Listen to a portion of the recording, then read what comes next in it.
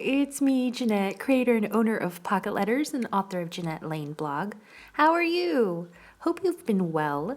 In today's video, I wanted to show you some crazy embellished tags that I made and also do a quick tutorial to show you how I made them. I know these embellished tags are probably rocking your retinas because there's so much going on, but they're actually not that complicated to make. And what I'm going to do first is show you the ones that I have made already, just kind of do a quick run through of each one, tell you what I used really quick, and then I'm going to show you a tutorial on how to make some from start to finish.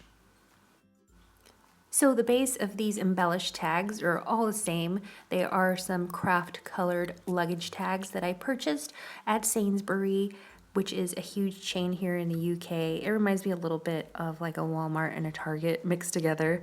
But I got these for about £1 and it came in a pack of, I want to say 10. And you can either use a pack of pre-cut tags. I've seen these sold at Michael's or Hobby Lobby or Joann's. Or you can cut out your own using, tracing out a template, cutting it out, or if you have a die cut, you can cut that out on your die cutting machine, or even a silhouette if you have an SVG for a tag. Now, if you look closely, I kind of used the same materials for every tag. So I used scraps of lace, gold thread, die cuts, stickers, ephemera, some Heidi swap frames, some die cuts that I cut out with my Big Shot, which actually I would love to do more tutorials on die cutting because I learned a few tricks working at Sizzix, so I would love to share those with you. I also used feathers, twine, wood veneers, and some vintage postage stamps. I'll have everything, as many products as I used, linked down below, or similar products if I can't find the same stuff that I used down below in the description bar in case you're interested.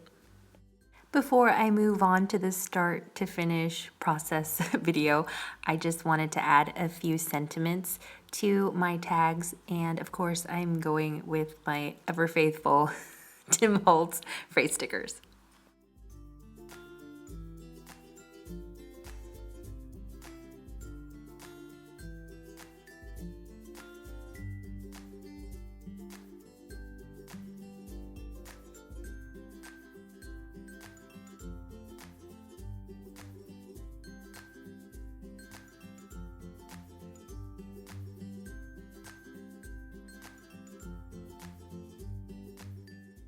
I pulled some die cuts from my stash, and also this Stay Humble sentiment is from an expired planner insert.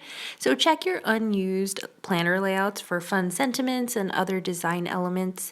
What I did a few months ago is I cut up an old Mambi planner that I hadn't used, so some of the months were just blank, and I just didn't want to just leave it there. So I ended up cutting it all up, and I built my stash with cute things like quotes, sentiments, backgrounds for my journaling layouts, and so much more. So keep that in mind in case you have an old planner lying around with layouts that you didn't use. Here I am layering some lace scraps that I have, and I encourage you to check your local thrift store or charity shop for bags of scraps or trim or fabric. It's a great and inexpensive option to add texture to your projects. Now, as I layer my elements, you might see that I offset every layer by just a little bit. And I do this so that you can see all the layers in the background. And also our eyes are drawn to this type of layering. It keeps our eyes engaged.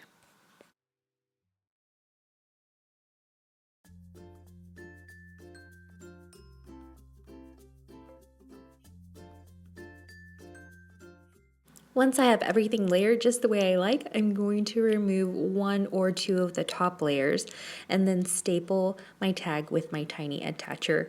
Now this is a shortcut that I often do when I have too many layers, and sometimes it's hard to remove them all and glue them piece by piece, so I do this quick shortcut. Also because most days I'm hard pressed for time, so all I do is end up stapling my layers, then I go back and add some adhesive, and then I glue the top layer down to hide the staple, so where I stapled. So it hides the staple quite nicely, as you can see. Now I do realize that I am not promoting good craftsmanship, but friends, sometimes you just don't have time to be meticulous and glue stuff down precisely, and shortcuts are okay. At least they are when it comes to my crafting.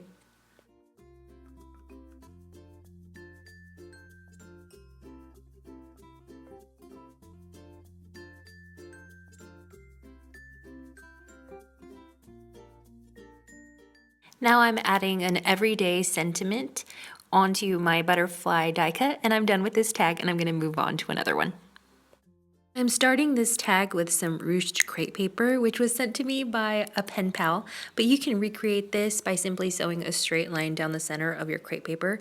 Crepe paper is an awesome staple. I think every crafter should have a few rolls in their stash, but it's super inexpensive and just a cute way to add, like cute and quick way to add texture to your projects, and I recommend you buy some. Also, if you haven't already checked out my crepe paper embellishment tutorials, I will have those linked for you below because I think that you'll like them. They're easy and they can be adapted to all of your paper craft projects. This scrap piece of lace I added is probably my favorite thing to use lately. It just adds an instant fancy factor to whatever I'm working on. So again, don't forget to check your local thrift store for some vintage trim and lace. It's just so fun to work with, and it's unique because you know that this lace is probably so hard to find out. I mean, I'm not an expert in textiles, but I don't know, I've just never seen anything like it. It's gorgeous. All my cardstock bits that I'm adding to my tags are scraps. I've officially run out of pattern cardstock, and I'm gonna probably place an order, maybe hopefully this weekend. But what are your favorite paper lines? I'm curious to know, so if you would leave that in the comments below, I would love to read what your favorite lines are. Some of my favorites, because I have many, are Kaiser Craft, Echo Park, Maggie Holmes, Dear Lizzie, Pebbles, Heidi Swap, Paper Studio. The Hobby Lobby line is really cute. But yeah, there's just so many. So let me know your favorites in the comments below.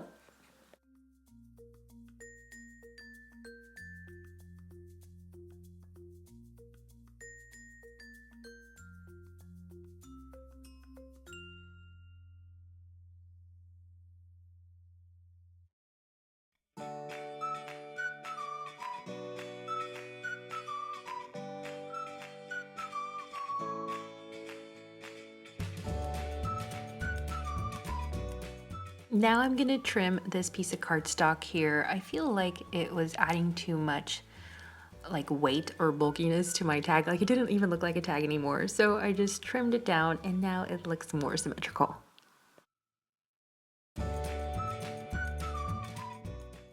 In my last video, I asked if you wanted a tutorial on how to make paper bouquets, which is what I call my scrappy textured embellishments that I make and clip to my planner or my traveler's notebook dashboards. And I'm still planning on creating that tutorial for you guys, but the way I've been layering these tags, this next tag especially, is basically a paper bouquet minus the tag part. So I just grab scraps of paper and other bits, add lots of layers, and then staple them together. And the reason why I call them paper bouquets is because to me, it literally feels like I'm creating a flower arrangement, but with paper. So kind of like a florist, but with paper, a paper florist.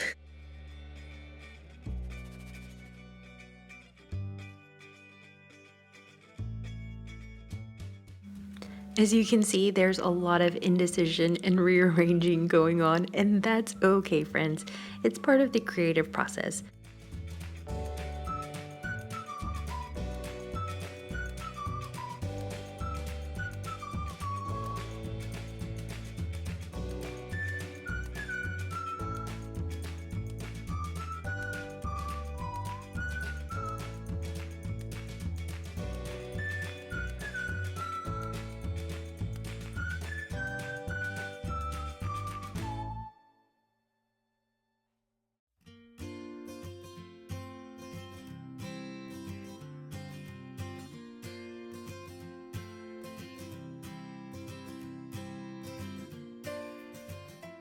And like with my previous tags, I remove the top layers, staple with my tiny attacher so that nothing shifts around, and then I go back and add my adhesive.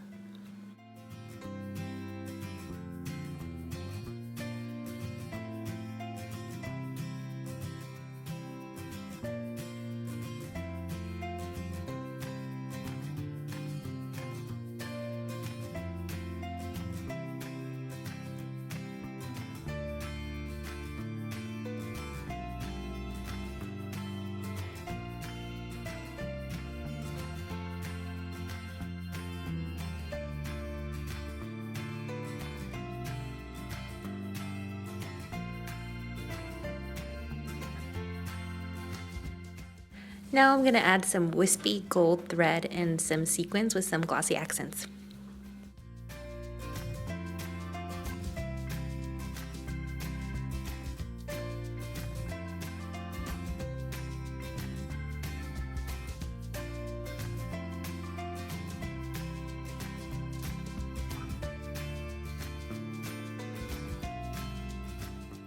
I love how these tags turned out, and now all I'm going to do is get a single binder ring to keep these all together, and it'll be fun to flip through these and to also build my collection because I can always buy more craft tags and keep creating and adding to my stash.